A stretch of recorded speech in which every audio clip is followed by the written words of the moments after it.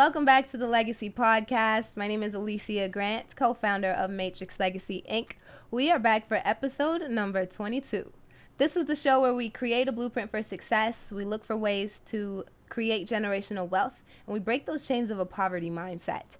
Now, there are so many things that inspired this episode, and I'm so excited to share it with you guys because this is really a reflection. If you guys have been with me from the beginning, the very first episode was about making a decision. And so now I'm at a point where I've learned and grown as I'm going on this journey with you all. So I almost have a part two. And I think the most beautiful part about that is really I can feel and I can see an evolution and a shift and a change from where I started to where I am now, 22 episodes in. And so what I encourage just right off the bat is if you are on some sort of journey, however you can, find a way to document and record it, because when things start getting challenging and tough, if you can actually look back from where you started and to see how far it is that you've come, that's all the encouragement that you will need to go forward when you can start really seeing growth and feeling growth in yourself. So that's really just a little tip I would love to leave with you, because the fact that I can look back 22 episodes and see where I was when I first began and the fears that I had and the struggles that I had in that exact moment, to be able to reflect on that is something that there's no price tag on. That's invaluable reflection that you can do for yourself. So if you are on some kind of journey, which we all are, I would suggest finding a way to document it, journal it, record it, even leave yourself little voice notes or voice clips, and maybe even make yourself little videos that you can look back on, because it's truly a unexplainable experience, but it's invaluable when you can really take a moment and reflect on how far that you've come. So as I mentioned, today what I really want to go in and speak about is essentially it's about getting decisive. That's what we're talking about today, because for me, I didn't realize that decision making was actually a skill that we can acquire. I didn't realize how important it was to become a decisive person, even when it comes to the little things like what to eat, because the way we do one thing is really the way we do everything. And if we're having a hard time making small little decisions, then when it comes to those big decisions, it's almost like we can't even trust ourselves to get into that. Or me personally, I couldn't even trust myself to make a big decision because I hadn't worked my way up from the small, insignificant things. So today, what I really want to leave you with is some tips, some information on why being decisive is incredibly important, and a few ways on how you can go ahead and build that decisive muscle, that decisive skill into who it is that you are, so that you are able to make the decisions that are going to get you to that next level, that next chapter, that next phase of your journey. So I had the blessing to be a part of this incredible call. It was a Money Talks seminar, really, and they had guest speakers from every different industry. So people in the Forex market, some people who were in insurance, some people who were in network marketing, some people who were doing not-for-profit initiatives, and it was really just a collective mastermind. And there was one particular quote in there that absolutely blew my mind. And what was said is, it's not about being perfect. It's about starting so you have something to perfect. And when it comes to decision making, and I mentioned this way back when we did the first episode, is the reason that so many of us find it hard to make a decision and to start is because we are afraid of making the wrong decision. And a lot of that comes from us just not trusting our abilities to make things happen. So one thing that I love to say is at this stage, I don't believe in making a good decision. I believe in making a decision and making that into a good one.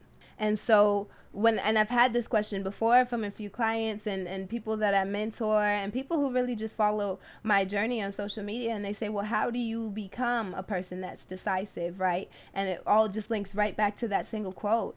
You make a decision by trusting that you have the abilities to turn your decision into a good one, and that we have to forget about trying to make things perfect. If we don't start, then there's nothing to perfect. There is nothing that we can improve on. There's nothing we can build because we missed that crucial step, which is just beginning, just jumping in the water, seeing what it looks like and navigating our way through that. So one of the reasons that it's super important to be decisive, especially if you're a person who looks at yourself as a leader, even if you don't look at yourself as a leader, there's always somebody watching you, always somebody inspired by what it is that you're doing, or not, it doesn't have to be inspired. It's always somebody who's influenced by the things that you are doing. And so if you take a look at the people you admire, the people who are your mentors or your coaches, the one trait that most, if not all, successful people have is that they can make decisions. And once you become a decisive person, it really shows that you know what you want and that you have vision and you have direction, and people are drawn to that and they want to follow and be a part of that person's vision because they know how to make decisions and make those decisions work. So let's say you are in your career. Let's say you're working in the corporate world, for example.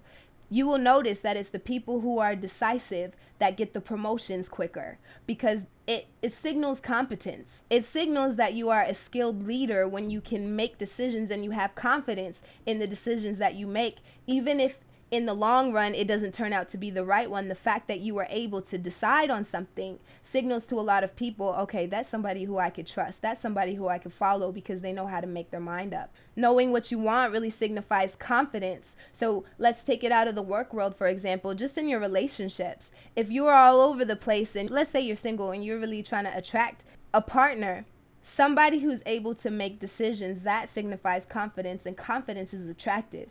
No matter who you are, no matter what, what your personality type, it doesn't matter. Confidence is something that's attractive to everybody because it really signals that that person is sure about who they are and sure and aware of what they want. Because if you don't know what you want for yourself, then how is anybody else supposed to know? If you've taken the time to really understand, okay, this is who I am, this is what I want, then it becomes very easy to make decisions. And then finally, when you are able to make decisions, it adds so much clarity in your life. All of those gray areas, all of those, I'm not sure, should I do this? Should I take this on? Should I reach out to that person? Should I start that business? Once you are able to make quick decisions, then it adds so much clarity in your life. There's so much less fog. There's so much less uncertainty because you are certain about your destination. And now, if I rewind that a little bit, this all comes back to what is your vision for your life?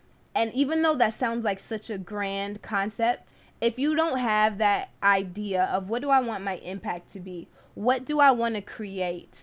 What do I want to do in terms of serving others? What can I do in terms of serving others? Once you have that big picture in mind, making the smaller decisions that will get you to that big picture becomes so much easier.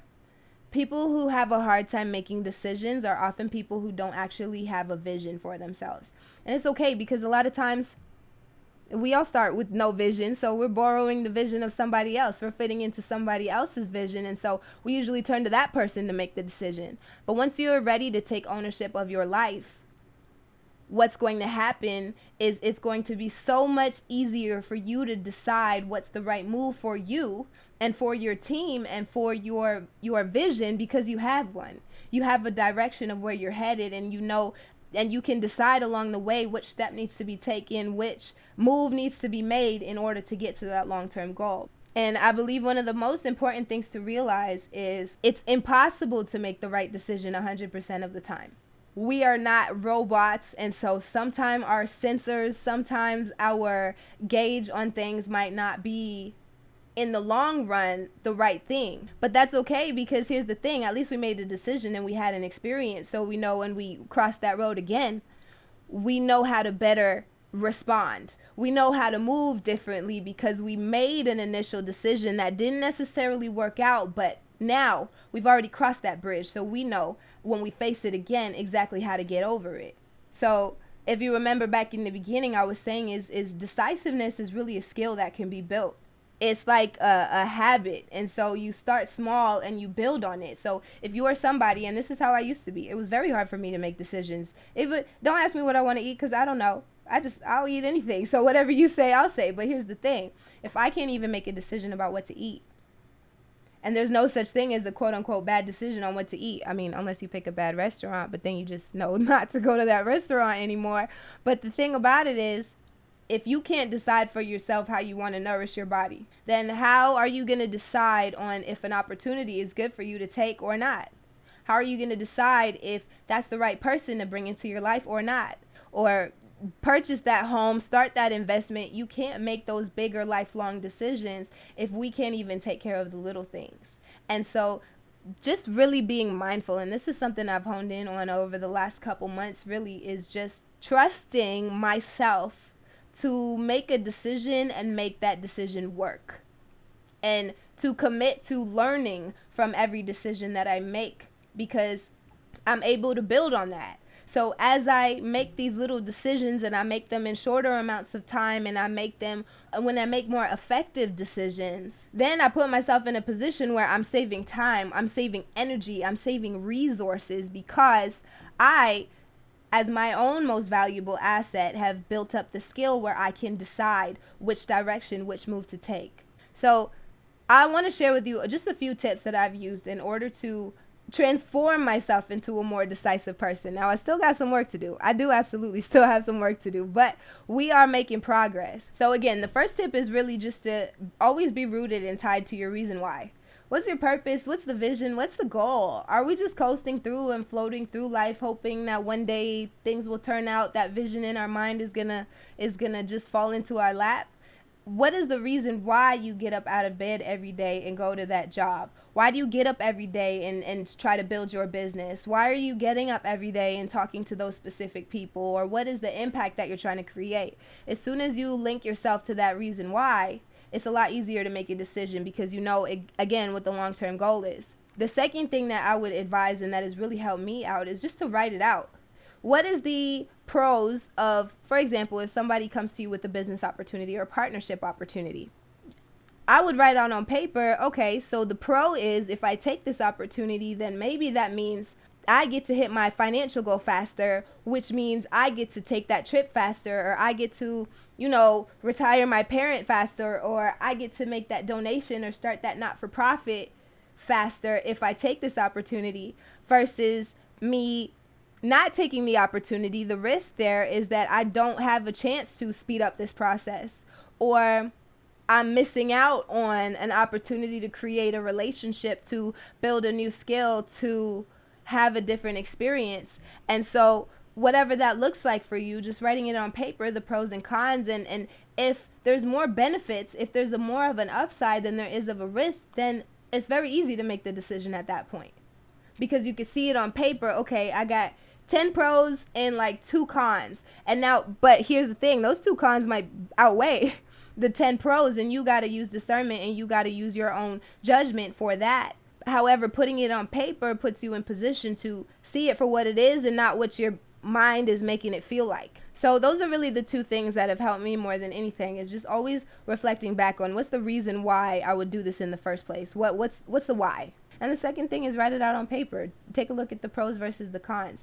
And again, one of the main things that makes us, or me personally, indecisive was the fear that I was going to make the wrong decision, or the fear that I was going to fail. And what I've learned more than anything, one of the best lessons I've learned at this point, is failure is really success, because you've just had an experience and you've just learned something that's not going to work. And now you've built an extra layer of skin, of toughness, because if you ever reach that obstacle again, you will know how to handle it. And you will know how to tailor your direction and your decision making based on your past experience. If you didn't get it wrong that time, then you're not battle tested. If you run into that same obstacle in a different form on a different platform, you won't know how to handle that. So now I'm looking at each one of my failures really as a success, simply because I was able to learn from it and grow. So once we remove that fear of failure and just realize that there's really no way to fail unless I didn't learn from what I just did. And so once you take that out of the equation, it's so much easier to gain that clarity and say, okay, I know what to do here. I trust me. I have faith in me. So whatever decision I make, I'm going to stand behind myself, support myself, and make whatever decision I made a good one, whether it is a good one or not. Because if it's not a good one, great, it was a lesson. If it is a good one, awesome, because now I can move on to the next step.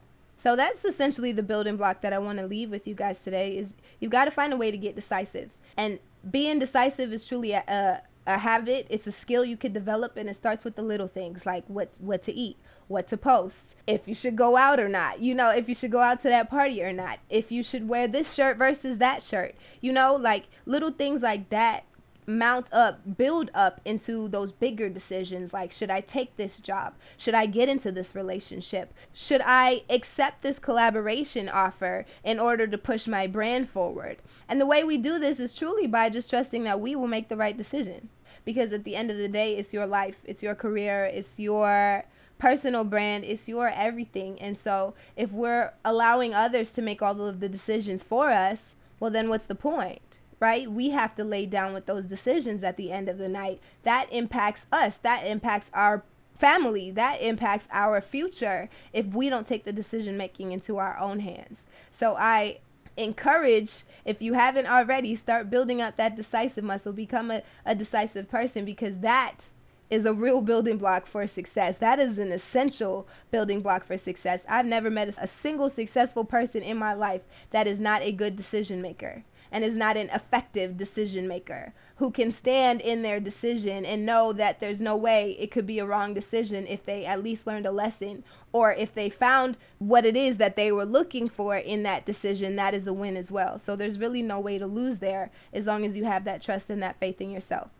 So that's all I've got for the day, guys. I truly hope this resonated with somebody.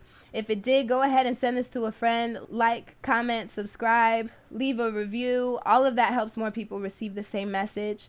We are in the launch phase of Matrix Legacy Academy. So if you're somebody who's looking for some kind of informal mentorship where you can get access to experts in various different industries of business and in personal development, where you can connect with other aspiring entrepreneurs and side hustlers and big dreamers to really create a sense of accountability, and to partake in things like book clubs and Q&As and things like that, where you're really just trying to find ways to build wealth in every aspect of your life, Matrix Legacy Academy is the place for you. I will leave the link in the description box if you're interested in registering for the membership program. If you are looking for some daily inspiration, we have got the Matrix Legacy app for you. And on the app, we actually have this podcast. So if you wanted a place where you could find everything Matrix Legacy in one spot, you could definitely download the Matrix Legacy app. So that is it for me. I will be here next week with another building block for success. Until next time, let's build a legacy.